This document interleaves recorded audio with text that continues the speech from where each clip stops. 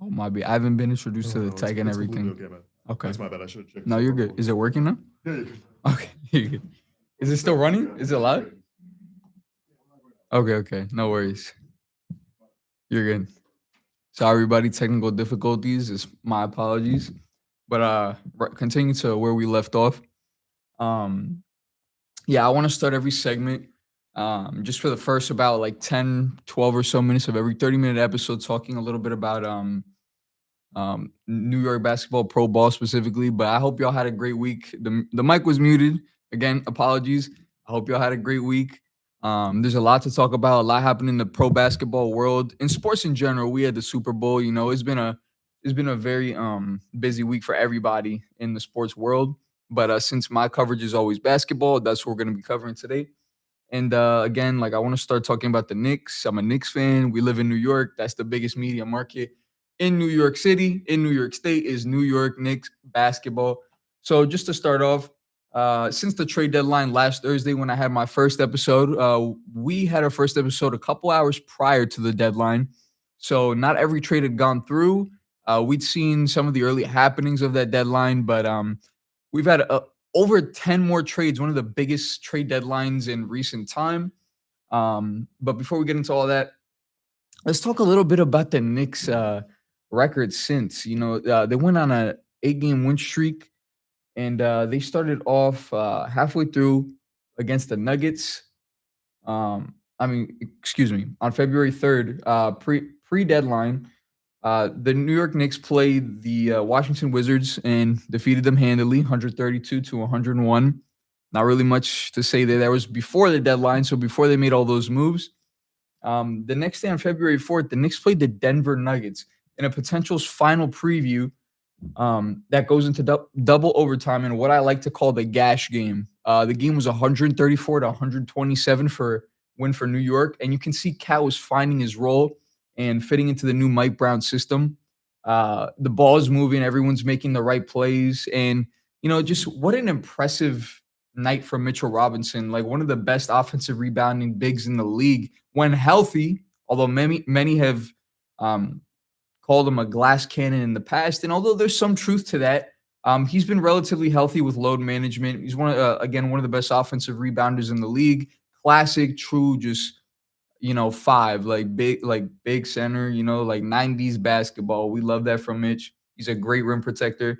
He kept Jokic to an inefficient night, scoring 30 on 10 of 27 from the field and 1 for 13 from beyond the arc. Still getting his triple double because if you're keeping Jokic to those numbers, he's still getting his triple double. That's you locked him up. With all due respect, he's going to be potentially by the end of his career one of the best centers of all time. He's already won 3 MVPs.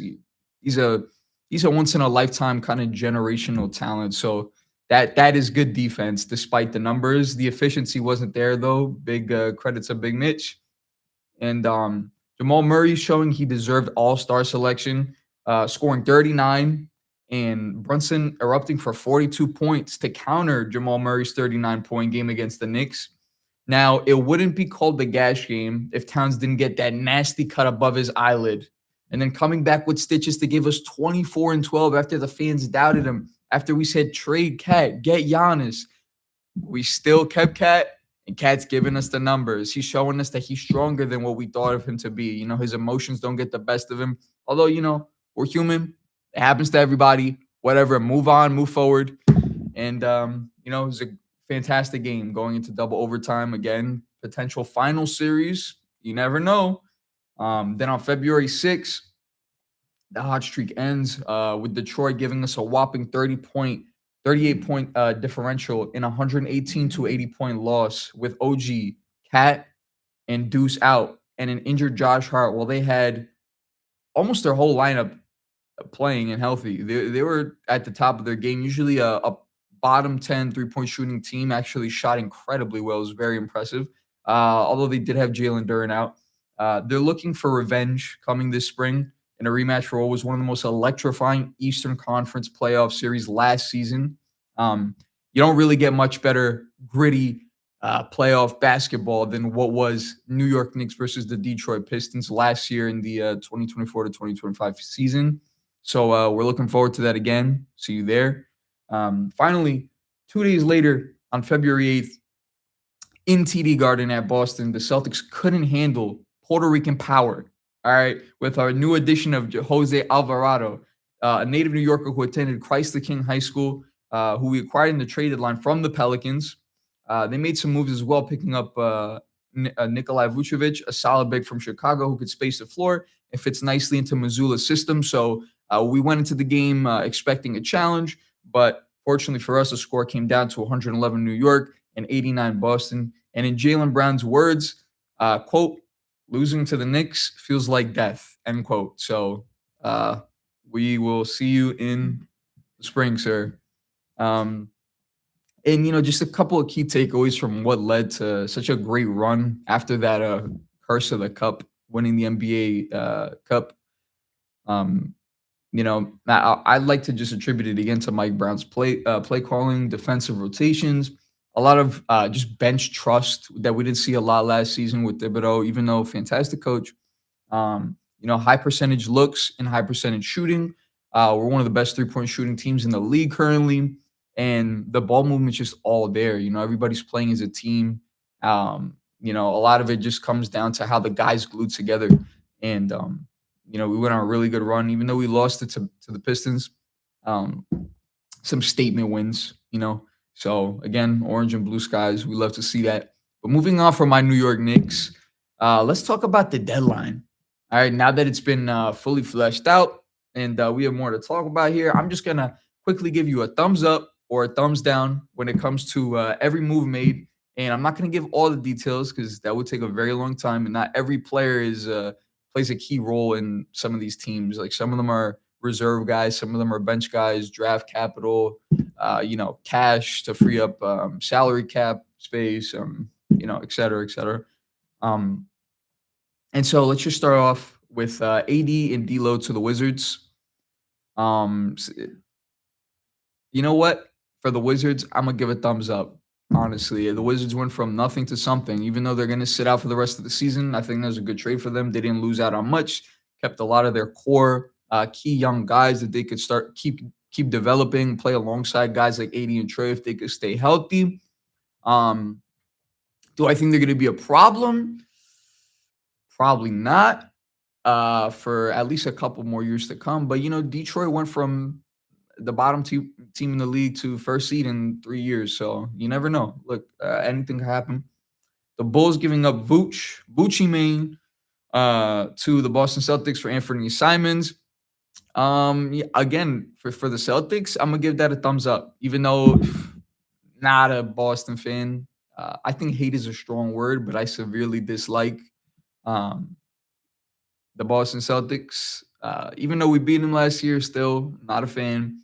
But they got a guy who could space the floor, good playmaking big. Even though his rim protecting isn't as great as some other bigs you could have gone out and gotten, I think he does fill the role of like an Al Horford, who, I mean, even both of them are aging. Like Vucevic and Al Horford are around the same age, I want to say. I think my dog Vucevic definitely provides some good skill in the starting lineup. And then Harden to the Cavs for Darius Garland. Now for the Cavs, many you could disagree with me, but for the Cavs, I'm gonna give it a thumbs down. Now for the Clippers, I'm gonna give it a thumbs up. Because even though Garland's injury history has been extensive, he's a younger dude. You could develop him, like, even further. I also think James Harden is having one of the best seasons in recent time that he's had. Is it going to carry over to the Cavs? 100%. Is it going to carry over into the postseason? Most likely not. I'm going to be honest with you. He has a horrible track record in the postseason, and we all know when Harden wants out, he wants out. And it seemed like he was looking for money in Cleveland. They'll probably give it to him. But let's see how that plays out. But that's my opinion on that. Jaren Jackson Jr. to the Jazz. That's a big thumbs up for me. Huge thumbs up. I think the Jazz are looking like they could really make a big splash in the West, an already super competitive West. So that is kind of controversial to say, but when you got a front court and a back court like that, like younger dudes that could protect the rim, you know, crowd the paint a little bit, but also kind of space out guys like George. Their rising guard. It's there's a lot of potential there. They got people like Kessler, Walker Kessler, who's injured right now, but huge help. They're probably going to give him another contract. He's a really good center. Laurie Markkinen, great shooter, great playmaker. Could have been an all-star this season. Jaren Jackson Jr. adding to that defense might be elite. Even though there's troubles with his rebounding, I still do think he's going to be an extremely valuable asset to that team. Um, Now going over to the Pacers acquired Ivica Zubac from the Clippers, and I'm sure a lot of Clippers fans right now are asking why. Why is this happening? Why are we trading away our core? But honestly, for the Pacers, on paper, it looks like a great trade for them because they're filling the gap there where Miles Turner is missing. There's a void there. But I'm going to give it a thumbs down because although that is a great pickup, he's an incredible rebounder, solid rim protector, solid passer. The thing with that trade for me is that Indiana gave up some picks that are extremely valuable, especially coming into this year's draft. It's a stacked draft, and I think Clippers are just loading up on picks. Um, then one of my favorite trades, of course, I'm biased, but Jose Alvarado to the Knicks, man. We gave up Gershon Yabusele to the Bulls for one of their reserves and traded that reserve back to the Pels for Jose Alvarado. And I just want to say, what a beautiful move by Leon Rose that he just keeps cooking and cooking like every single time. Jose Alvarado is one of those guys who you love to have on your team. He's got like this fierce energy. He's got the backing of the people. Everybody in that Pelicans organization has incredible things to say about him. Again, went to Christ the King High School in Queens, New York, born and raised. Like he's a homegrown guy. Like he brings the energy, but on the technical aspect 6 foot, listed as 6 foot guard. Okay. Incredible defensive two-way player for his size. Steals, playmaking, shooting, handling the ball. He could do just about anything.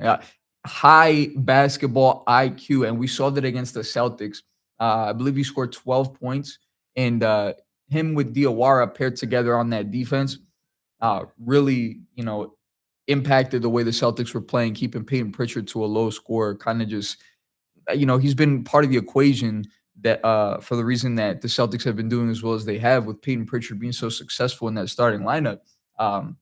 They held him under his averages. Jalen Brown forced to pick up his dribble. Like it's little things like that that show you the testament of a player. And I think Jose Alvarado, especially with Deuce being out, is a huge plus. So that's a fantastic move in my opinion. Then Chris Paul going to Toronto. Not much to say there. Then I don't think they're going to keep him. I think they've said they're not going to keep him, which is better for him. He could just go wherever he wants if he wants to continue playing in the league. This was supposed to be his last year, his farewell tour. I don't think you treat a legend like that. But there's not really a thumbs up or thumbs down for that. It's just kind of it is what it is. Now Kobe White to the Hornets. This is just kind of a weird trade for me. I think the Hornets, they went on that crazy win streak. It just ended last night, actually, against the Pistons. Pistons are, they got everybody's number. I hate to say it, but they're doing well. But Kobe White to the Hornets, I think, was a pretty good trade.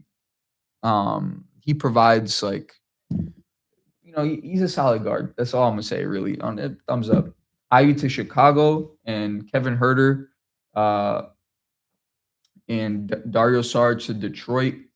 For Chicago, honestly, yeah, I'd give it a thumbs up. For Chicago, I think Jaden Ivey's a solid player. I also think Kevin Herter and Dario Saric to Detroit is solid. Thumbs up. I just think Detroit needed shooting, so they went out and got some shooters. I think Kevin Herter is going to be solid coming off the bench. And then OKC picks up Mason Plumlee and Jared McCain. Like, who would have thought? Already a team with such expansive depth, picking up a guy who had an incredible start to the season in his rookie year last year on the 76ers. Jared McCain, man, what a talent coming out of Duke. He got injured last year. So didn't really get to showcase a lot of his ability post that, and he's been kind of on like a weird decline slash like middle ground where he's just been a little stagnant on the Sixers currently. But um, I really think that's just him like adjusting, coming back to the NBA, playing ball again. But I think it's an amazing pickup. Like OKC's depth is just so crazy. Like there's no wonder like it's such a scary team for all the teams in the West and anybody coming out of the East. Even if my Knicks come out of the East, like it's gonna be tough. I'm a realist.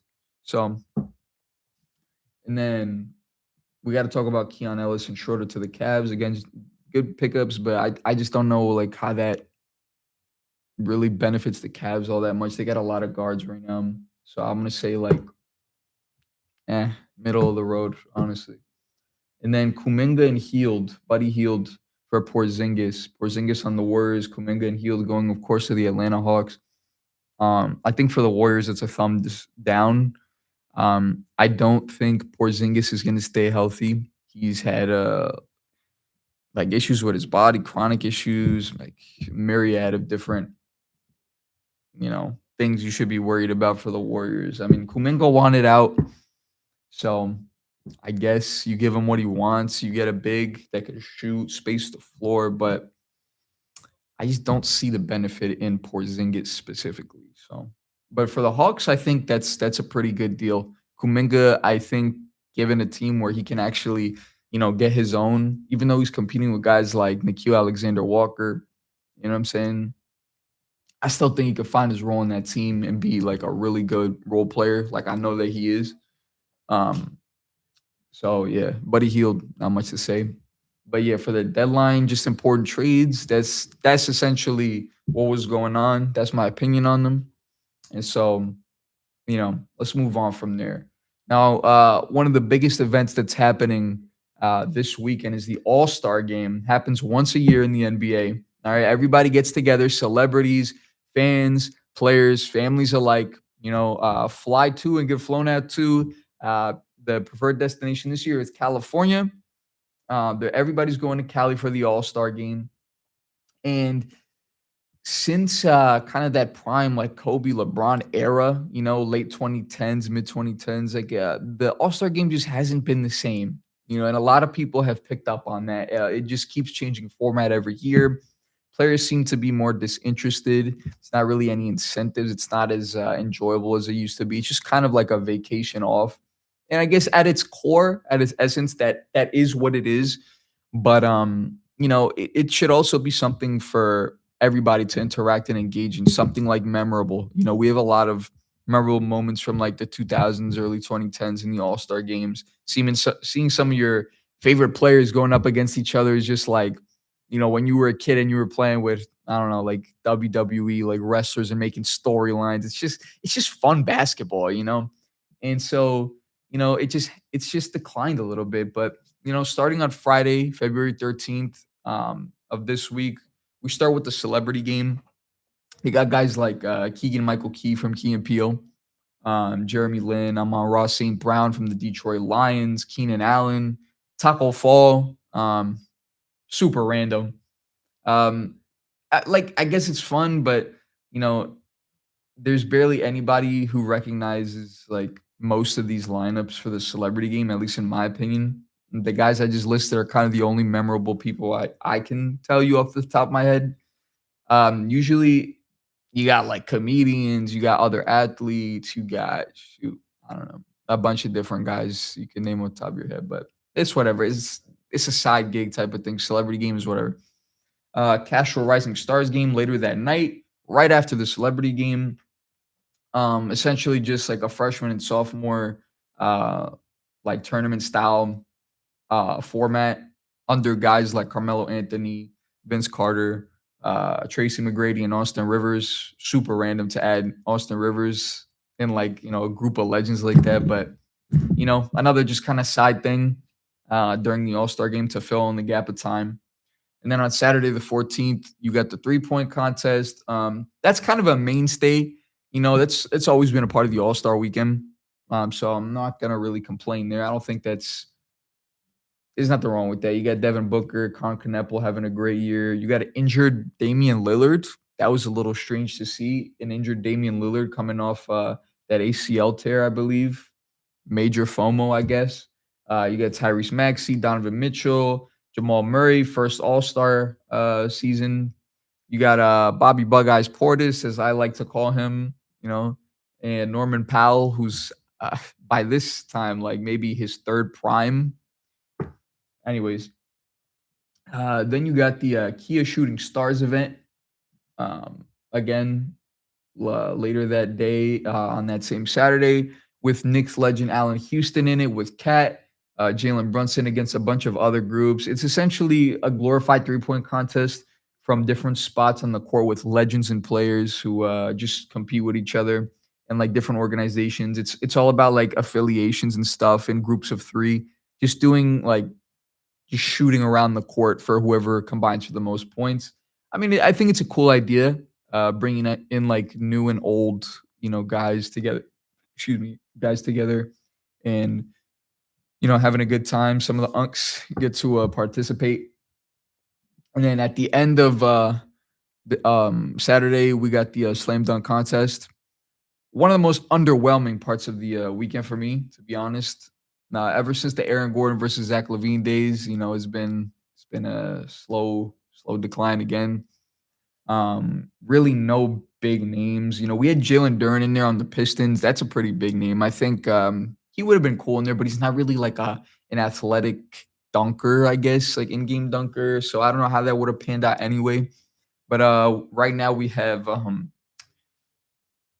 uh, Carter Bryant, Jackson Hayes, back the center on the Lakers, Keyshawn Johnson, and Jace Richardson. So do with that what you will, I guess. And then finally, we come to the All Star game itself on Sunday the 15th, and it's a little bit different this year. Essentially, you have two teams consisting of U.S. players and one team from the rest of the world with at least 8 players in each team. And of course, they're all selected All Stars. We don't go by East and West anymore. The format's changed, and it's 4 games total, with 12 minutes each in every game. Team A plays Team B in game 1, and winner plays Team C in game 2. The losing team plays in game. The losing team plays in game 1, plays Team C in game 3. And after 3 games are over, the 2 teams with the best records will play in game 4 for the championship. And the tiebreaker will be determined by the highest number of points of each team after the record. So record first, points after if there's a tie in the records. Pretty simple. But we got a bunch of guys out, man. We got a bunch of guys out from Team USA and Team World. We got Shea Gilgeous-Alexander out, last year's MVP, out for Team World. Curry's not playing per Steve Kerr for Team USA. Anthony Edwards may not be playing. I think it's confirmed now that he's not playing for Team USA. Giannis isn't playing for Team World. And just on top of people physically not playing, they just don't want to play. Like, there's no incentive. It's just people want to save their energy for the playoffs, right? There's not much time left until spring. And then, there's a reason why fans won't really enjoy this again. To the past 2-3 years, I've heard why people don't enjoy the All-Star game and how they've ran it. And I can tell you from my experience, I think it stems just a lot from ideation. Like, we can scapegoat Adam Silver as much as we want, but at the end of the day, he is a team. They come up with different ideas what we could do for the All-Star game, make it a fun thing like over the weekend, like every year during February, January time. But it just hasn't worked, honestly. And I think the best thing you could do is add an incentive, add an incentive for the players. Maybe go back to East and West, offer an incentive like cash. Maybe, cash is never bad. I guess like a prize pool, kind of like the NBA Cup, or offering a home court advantage to the players' team. Which, I mean, I feel like that would be kind of difficult to do for the players' team. But maybe for the person who wins like All-Star MVP, I could see, like let's say Jokic wins All-Star MVP, Denver Nuggets get a home court advantage, let's say they make it to the finals. I think you're going to have guys competing on every team trying to get that home court advantage for their teams. And if they're out of the playoffs, they're out of the playoffs. But, you know, most people are going to try and contend for that. And so, that's one of my ideas. You could do winner takes all, a traditional East versus West format like we used to have it, where the winning side wins all the cash prizes and divides it evenly, or maybe the All-Star MVP of that prize pool could donate to charity of their choice or help people out in like their neighborhoods, their local communities from where they grew up. And, just kind of stemming away a little bit from the All-Star game, just talking about how the league looks going into mid-season, like the way that we're trending. The East, we came into it thinking that the Eastern Conference was kind of open, and in a lot of ways it is. But um, we're seeing competition. We see the Celtics kind of going above and beyond what our expectations of them were. The Pistons, we definitely didn't have them doing as well as they are. But the Cavs last year didn't move me personally. They were the number one seed and got bounced in the second round. So you know that could be a fate waiting the Pistons. Celtics, Jason Tatum just got sent to the G League to start practicing with coaches. People are eyeing a return maybe this season, but man, you got to be healthy. You got to be healthy. Don't cost your health for something that won't matter. But I get it. They're the two seed. The Western Conference is just stacked. There's not much to say there. The Denver Nuggets, they've had a little bit of a weird stretch, but OKC, you know, they're going insane, man. They're having an incredible season. The Spurs really going above and beyond with expectations, even when Wemby's on minutes restrictions. Both conferences looking good, but you know, best case scenario, Knicks, Spurs. We got their number from the NBA Cup, but a lot of the teams are going to stay the same.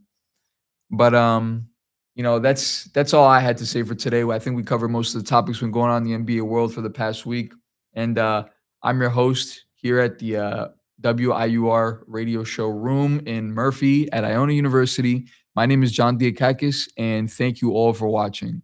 Have a beautiful week, and God bless you.